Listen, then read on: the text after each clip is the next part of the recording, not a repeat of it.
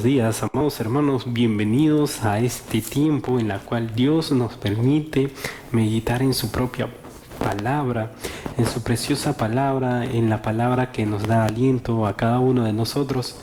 Buenos días, y quiero llevarles, Señor, en esta mañana a Primera de Pedro, capítulo 1, versículo 25, capítulo 2, luego, versículo 1 al 3. Y el último versículo del capítulo 1 lo leemos porque hace referencia a cómo nosotros debemos de regir nuestras vidas en la actualidad. Hermanos, si bien es cierto, nuestra nación está regida por la Constitución propiamente tiene principios las cuales se promulgaron en la Declaración Universal de los Derechos Humanos durante la Revolución Francesa. Todos estos principios no salen de otro lugar, sino es de la palabra de Dios. Cuando nosotros vamos a la palabra de Dios, la comparamos con la Constitución, con la Declaración Universal de los Derechos Humanos, muchos de los principios que se adoptaron para los derechos humanos están en la palabra de Dios. Muchos de los principios por los cuales rige nuestra Constitución están amparados en la palabra de Dios. Digo muchos porque a lo largo de los tiempos se ha ido modificando la Constitución, pero eso no quiere decir que la palabra de Dios también se ha modificado, no. Y es por ello que quiero llevarle al versículo 25 del capítulo 1 de Primera de Pedro. Dice: mas la palabra del Señor permanece para siempre, y esta es la palabra que por el Evangelio os ha sido enunciada.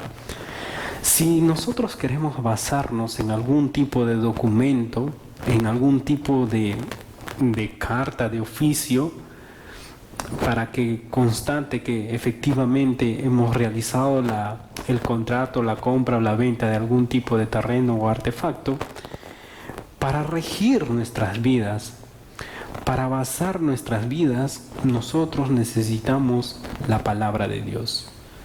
Necesitamos que la palabra de Dios sea pertinente, sea proclamada y sea practicada en nuestras vidas.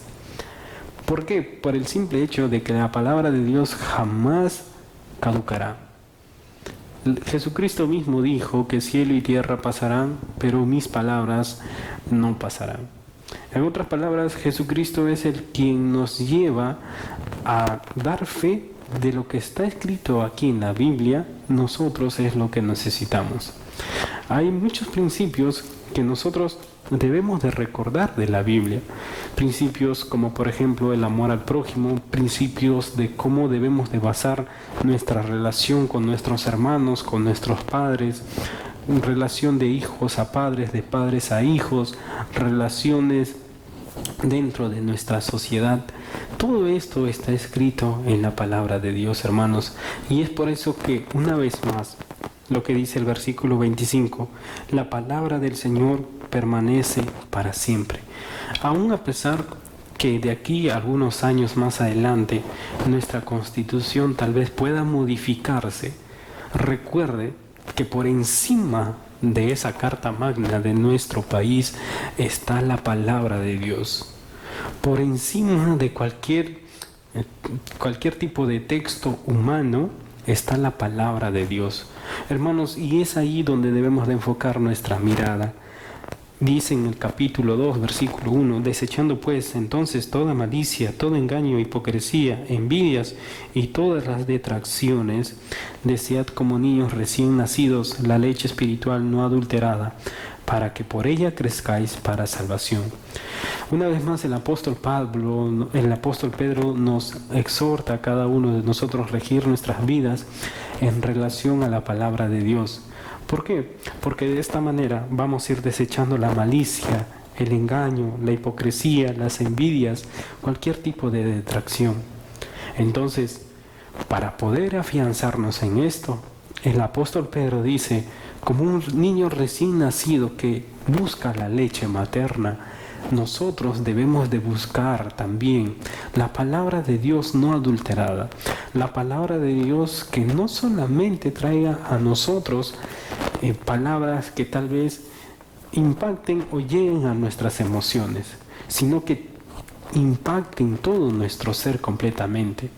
No necesariamente palabra que nos diga que vamos a ser prósperos, bendecidos, multimillonarios, muy ricos. No, hermanos, sino una palabra completa, dice no adulterada, que no tenga ningún tipo de tacha, que no tenga ningún tipo de malinterpretación, donde el centro de todo sea glorificar a Dios. Como niños recién nacidos, la leche espiritual no adulterada. ¿Para qué? ¿Con qué objetivo? Con el objetivo de crecer para salvación.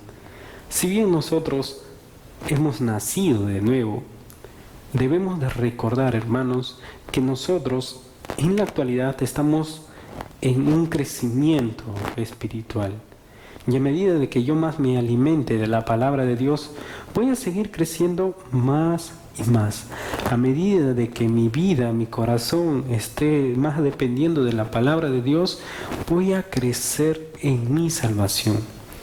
Hermanos, si es que un bebé, por ejemplo, no busca la leche materna, hay dos asuntos que nos llenan de preocupación. Uno es que el bebé puede estar enfermo, o dos es que el bebé en realidad está muerto. De igual manera, cuando uno de nosotros que hemos nacido de nuevo no buscamos la palabra de Dios, quiere decir en uno de los casos que estemos enfermos espiritualmente, o en el peor de los casos es que estemos muertos espirituales. Y si estamos muertos espirituales, quiere decir que nunca hemos nacido, hermanos. No hemos nacido, no hemos tenido y no hemos gozado del nuevo nacimiento. Eso debe de alarmarnos a nosotros y debe llevarnos a examinar si verdaderamente nosotros somos salvos. El versículo 3 nos dice: si es que habéis gustado la benignidad de Dios. Este sí es una condicional. Este sí nos lleva nuevamente a evaluarnos. ¿Por qué una persona busca la palabra de Dios no adulterada? Porque ha nacido. Porque ha surgido en su vida un nuevo nacimiento.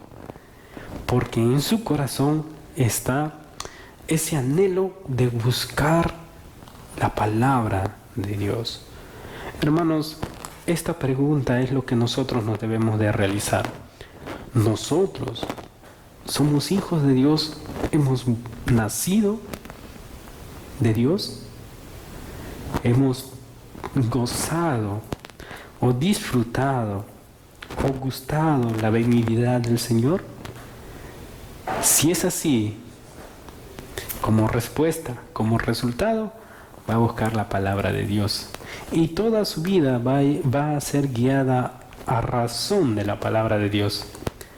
Si no es así, este es tiempo de reflexionar y confesar y decirle al Señor: Señor, he escuchado tu palabra y no te estoy buscando. Posiblemente aún no he gustado tu benignidad. Posiblemente aún no te conozco, posiblemente aún no tengo la vida eterna, posiblemente aún no he vuelto a nacer. Y venga al Señor en arrepentimiento, en fe, en confesión de sus pecados. Y si tal vez, hermano y hermana, usted tiene la convicción de que es salva, sin embargo ha descuidado alimentarse de la palabra de Dios, este también es un tiempo oportuno para venir al Señor, para venir delante de la presencia del Señor y pedirle perdón, pedirle que le ayude. Hermanos, cuando uno se acerca al Señor, no es un esfuerzo humano, es por el obrar del Espíritu Santo en nuestros corazones. Y tal vez usted y yo seamos faltos de la llenura del Espíritu Santo. Entonces pidámosle al Señor que en su gracia gobierne todo nuestro ser, y aún a pesar de que nuestra carne diga, ¿para qué vas a leer la Biblia?, nosotros nos enfoquemos en la palabra. Aún a pesar de que la carne diga, no, tienes muchísimas cosas por hacer, el desayuno, arreglar las cosas, arreglar la cocina, lavar los platos, atender a los hijos, a la esposa, al esposo, ir al trabajo. Recuerde que lo que es de la carne no es del espíritu, y de lo que es del espíritu no es de la carne. Por lo tanto, haga morir la carne, hagamos morir la carne, hermanos, y deleitémonos en meditar la preciosa palabra del Señor. Oremos juntos. Señor, te damos gracias en esta oportunidad por tu palabra. Gracias porque nos enseña, Señor, la manera en cómo debemos de conducir nuestras vidas, nuestros corazones, la forma en cómo nuestras vidas tienen que estar gobernadas por ti, Señor. Ayúdanos, Señor Padre Santo, a ser conscientes de tu palabra, a ser personas que no tienen de qué avergonzarse, y sobre todo, aún a pesar de que el mundo se ponga en nuestra contra, tu palabra pueda regir nuestras vidas. Perdónanos, Señor, por haber descuidado tal vez ese tiempo de meditación de tu palabra, y ayúdanos a perseverar día tras día para que podamos deleitarnos en ti. En el nombre de Jesús, amén. Amén, hermanos. Bendiciones a cada uno.